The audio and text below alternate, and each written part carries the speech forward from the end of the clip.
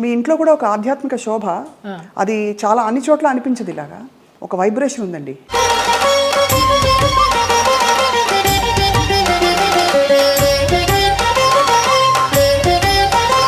ఇంట్లోకి రాగానే ఒక దేవాలయంలోకి వచ్చిన అనుభూతి అనేసి అంటారు. మీకు నచ్చినట్టు బతికారు దాదాపుగా. కరెక్టా? అవును. సీతమ్మ ఎవరి మాట వినదని, పోగొట్టుకున్నా సంపాదించిన ఎన్ని ఒడిదుడుకులు అయినా కూడా నేను ఎవరిని బ్లేమ్ చేసేందుకు లేదు. మీ రక్షణ మీరు ఎలా చేసుకున్నారు? అండ్ మగ ప్రపంచం వచ్చి మిమ్మల్ని పలకరించలేదు, ట్రై చేయలేదంటే ఎవరు నమ్మరు. కాపాడుకున్నాను అంటే కాపాడుకోలేదనే చెప్పాలి. తలుపులు కొట్టేవారు. ఒక ఆర్టిస్ట్ అయితే నువ్వు తలుపు తీస్తావా లేకపోతే నేను ఇక్కడ ఊరేసుకొని చచ్చిపోనా అని అడిగాడు.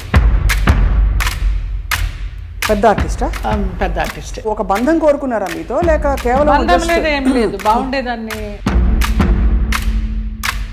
ఎలా తప్పించుకున్నారు? కొన్ని తప్పించుకున్నాను, కొన్ని తప్పించుకోలేకపోయాను.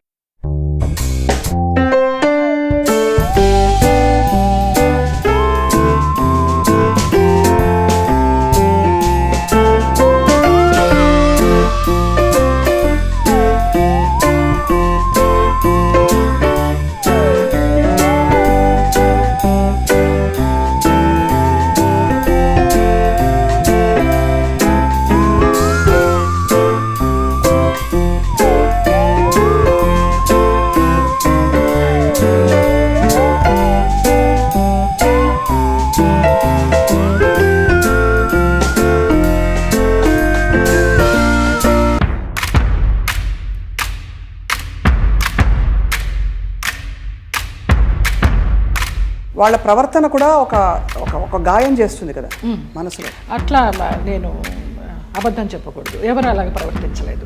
ఆ పేరు నేను అడగను, ఎందుకంటే మిమ్మల్ని ఇబ్బంది పెట్టను. వారు కనుక ఇంకా ఉండుంటే కనుక ఇంకా ఇబ్బంది పెట్టను.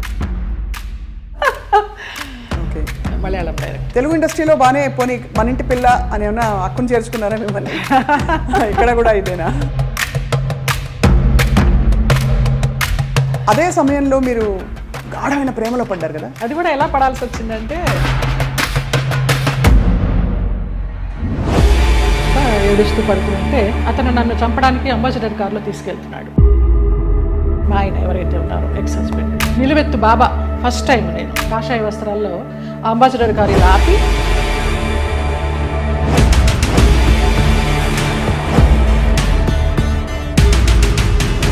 ఆ మన్నాడు పరుచూరు గోపాలకృష్ణ గారు, చలపతిరావు గారు వీళ్ళంతా మన విరుగంపాకం పోలీస్ స్టేషన్కి ఫోన్ చేసి ఇలాగ మా అమ్మాయి అప్పుడు యాక్సిడెంట్ అయ్యి పడిపోతే ఈ నడుము దగ్గర నుంచి చచ్చిపడిపోయింది అంటే, నాకు మళ్ళీ అతను లైన్లోకి వస్తే నేను నెలకి మెడిసిన్స్కి 5,000 రూపాయలు పంపించేదాన్ని. మీరు చెప్పే ఈ సంఘటనలు ఊహించుకుంటే కూడా, అంటే మీరు శరత్ బాబు గారు ఉన్నా కూడా చెప్పేదాన్నేమో, లేరు కాబట్టి ఇంకా ఫ్రాంక్గా చెప్తాను. చాలా ఫ్రాంక్గా ఫస్ట్ టైం చెప్తున్నాను నేను. మీ జీవితంలో కీలక పాత్ర పోషించిన వ్యక్తులు గుమ్మడి గారు ఒకరు. అసలు అంత లింకప్ చేయాల్సిన అవసరం ఎందుకు వచ్చింది? నా కోసం సులా అని ఒక వైన్ బాటిల్ తెప్పించేవారు రోజు 800 పెట్టి. ఇది నీకే, ఇది జయమ్మకే, వేరే ఎవరు ముట్టుకోవద్దు అనేసి.